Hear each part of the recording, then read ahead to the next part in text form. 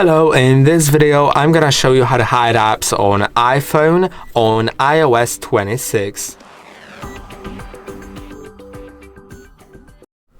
To hide an app, select the app that you want to hide by pressing and holding on it, then click on require passcode, and you can set it to either require passcode only, which means that the app won't be hidden, but in order to open it you'll need to either enter your passcode or Face ID. If you have Face ID set up on your phone, then instead of require passcode, the whole option will be named require Face ID, by the way.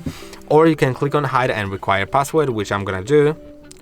Now let's enter the passcode or Face ID, click on hide apps, and now the app is hidden, which means that notifications won't get sent, and also that it's nowhere to be found on the home screen.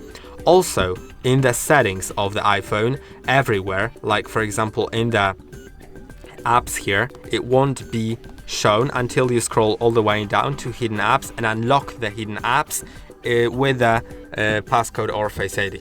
To open the hidden app, slide to the furthermost right page on the home screen to the app library, and you'll see hidden folder at the bottom. And to open it, click on it, then enter the passcode or Face ID, and you'll see the app. Now you can easily open it,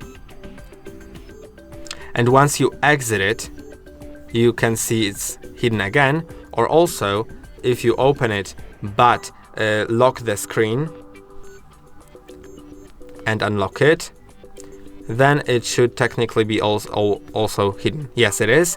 And by the way, if you open it, then go to the recents, open a different app, then go to recents again, you can see it will either show like that or fully disappear in a moment. As you start using the app you're using right now for a moment, then it should disappear like that. And I hope the video was helpful. Don't forget to like and subscribe. See you in the next one.